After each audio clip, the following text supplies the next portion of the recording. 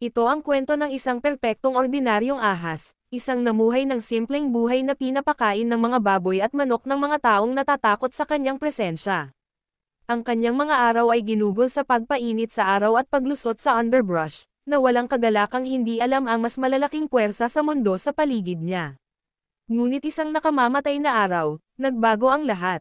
Sa hindi sinasadyang aksidente, nilamon niya ang isang taong gumagala, isang maling hakbang na pumuno sa kanyang tiyan ng higit pa sa laman. Sa sandaling iyon, may nabago sa loob niya. Ang kanyang isip, na dating simple at likas, ay namumulaklak sa katalinuhan. Ang kaalaman sa paglilinang ay bumaha sa kanyang isipan. Ang mga sinaunang lihim at kapangyarihan na hindi niya naisip noon. At kaya ang ordinaryong ahas na ito ay nagsimula ng isang pambihirang paglalakbay, iniwan ang buhay ng madaling pagkain at walang ingat na pag-iral. Nagtakda siya sa banal na landas ng paglilinang, naghahanap ng kapangyarihan, karunungan at kaligtasan sa isang mundong mas malaki at mas nakamamatay kaysa sa kanyang mga naranasan.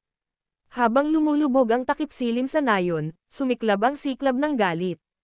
Ang mga residente ay nag-aagawan na parang mga langgam na tumatakas sa isang bagyo, na nagmamadali patungo sa kanilang mga tahanan na may parehong kagyat na enerhiya tulad ng isang taong naalala na iniwan nila ang kalan.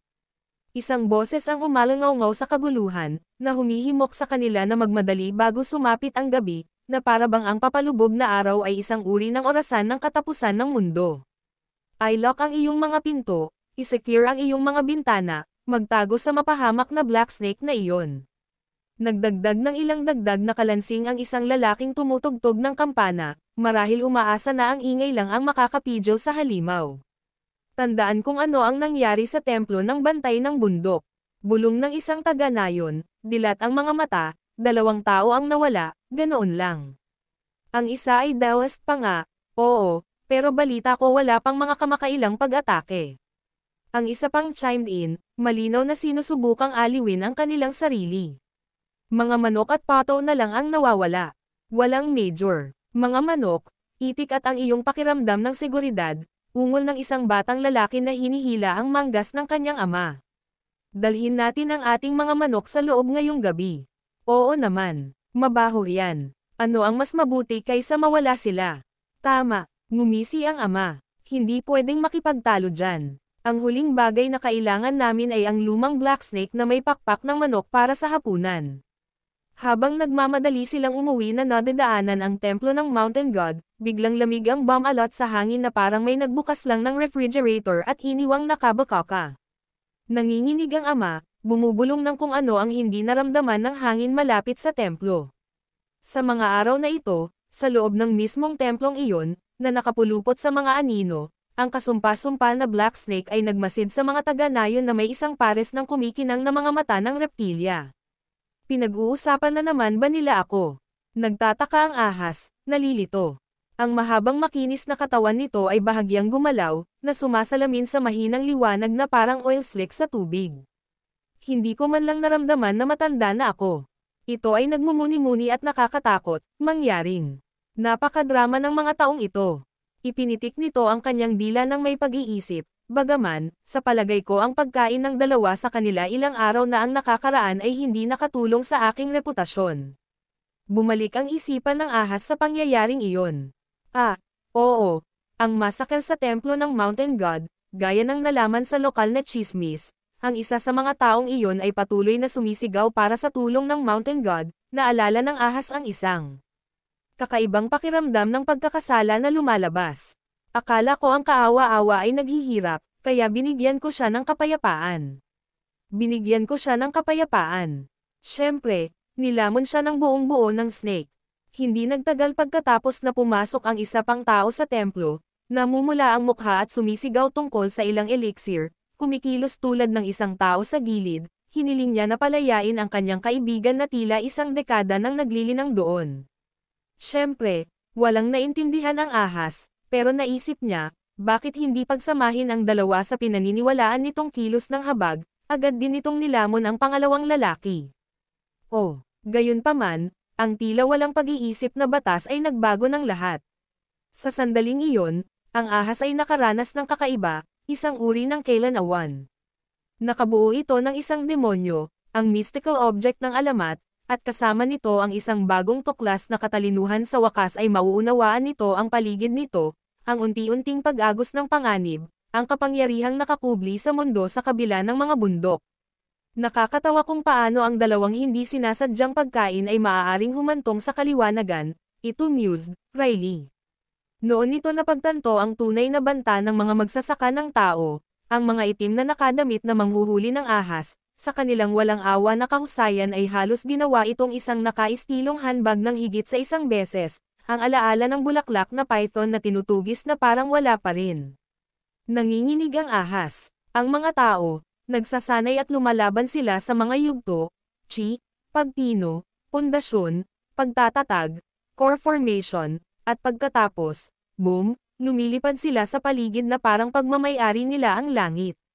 Ang snake ay minsang itinuring ang sarili na maswerte dahil sa pag-iwas sa paghuli, ngunit sa bagong nalaman nitong kamalayan, naunawaan nitong swerte ang tanging kakampi nito.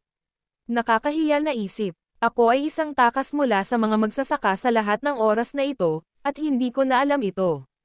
Ang snake ay naging mas matalino, wilier, at higit sa lahat, pragmatic. Ang mga magsasaka ng tao ay masamang balita. Ang paghabol sa mga ibon o mga hanggal na tao ay masyadong mapanganib. Ngayon ay naging mas ligtas, kahit hindi gaanong kaakit-akit na opsyon, ang pagnanakaw ng manok. Habang kumukulo ang tiyan nito sa gutom, ang snake ay nagmuni-muni sa bago nitong jeta na may banayad na pagkabigo. Mga manok at itik, halos hindi nila napuno ang tiyan nito, at tila nang huhuli ang mga taga-nayon.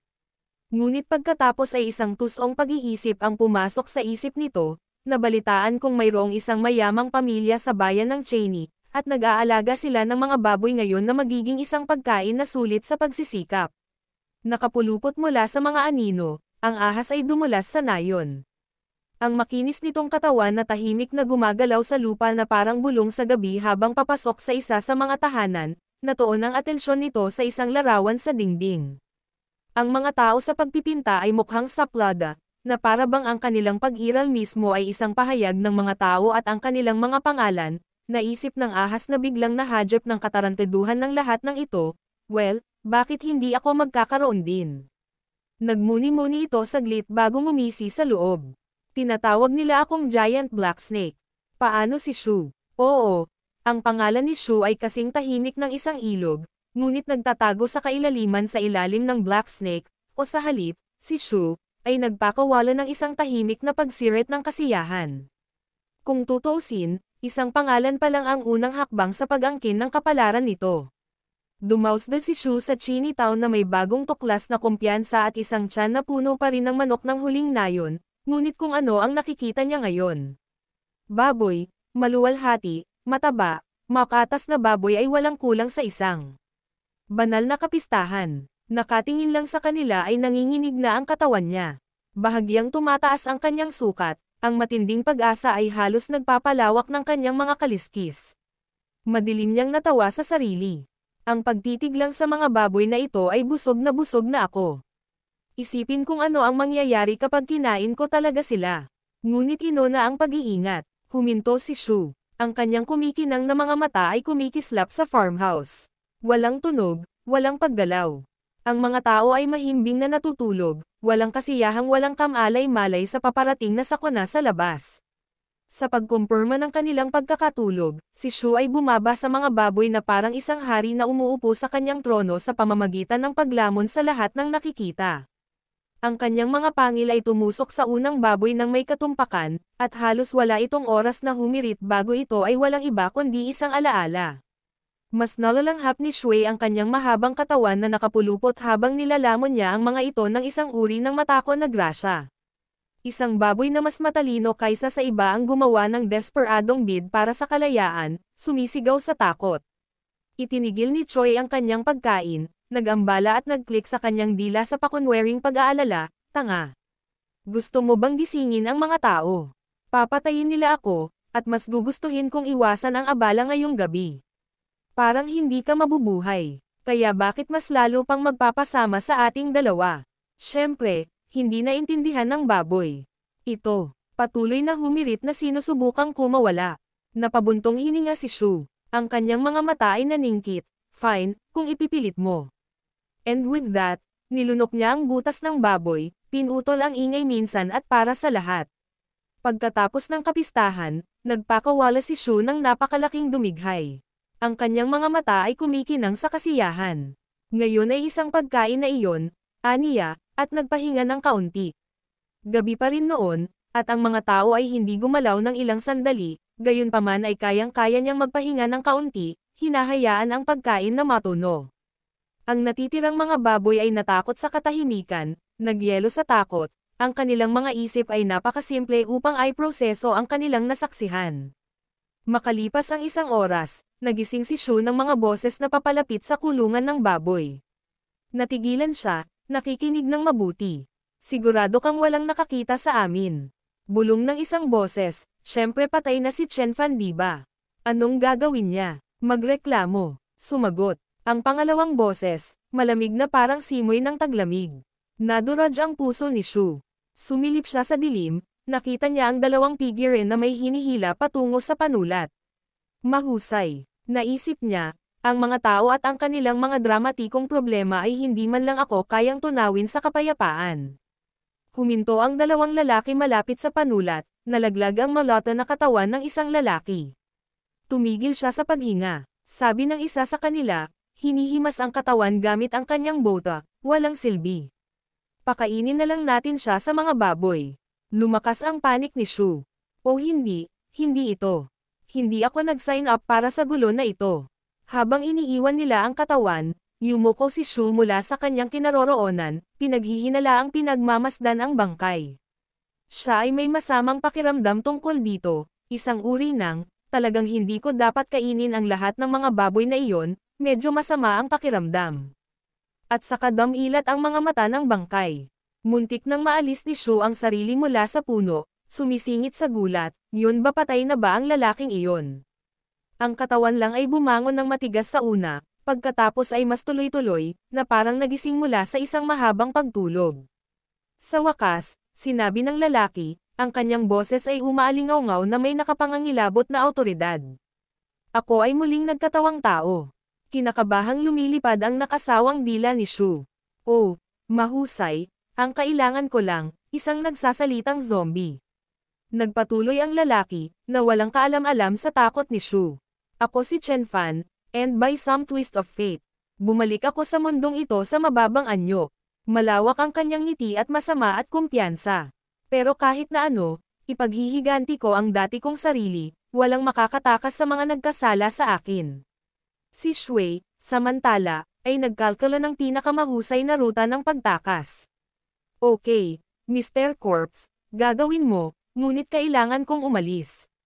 Nagsimula siyang lumayo, ngunit biglang ibinaling ng lalaki ang kanyang matalas na mata, na nakatutok kay Shui, isang spirit beast dito. Anong swerte? Ngumisi ang lalaki, dapat alam kong may mali. Hindi ka mahalaga, kahit na hindi ka tumbas ng oras ko, hindi ka tumbas ng oras mo. Naisip ni Shu na nanginginig ang kanyang kaliskis. Wala kang ideya kung ano ang kaya ko. Ngunit muli, ang taong ito ay malamang na isang mataas na antas ng magsasaka o immortal. Ang takbo ng isip ni Shu, ang galing, ang galing. Papatayin niya akong lahat dahil nakain ako ng ilang baboy.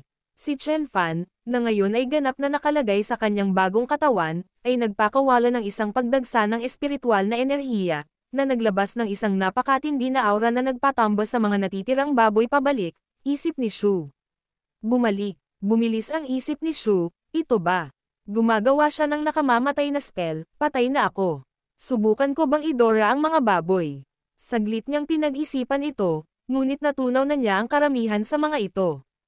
Ang kanyang katawan ay isang tikang time bomb, at ngayon ito freak ay tungkol sa set of ito.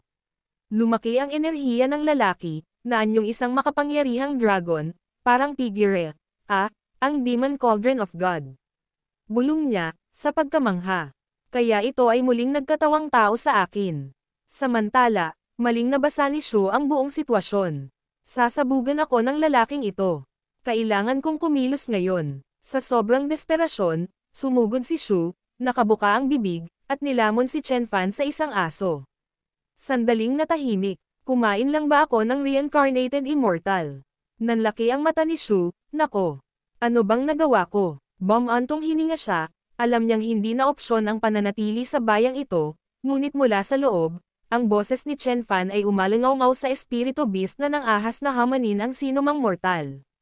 Napabuntong hininga si Shu nang biglang pumutok ng enerhiya ang kanyang kaloob-looban at dumaloy ang dugo mula sa kanyang bibig.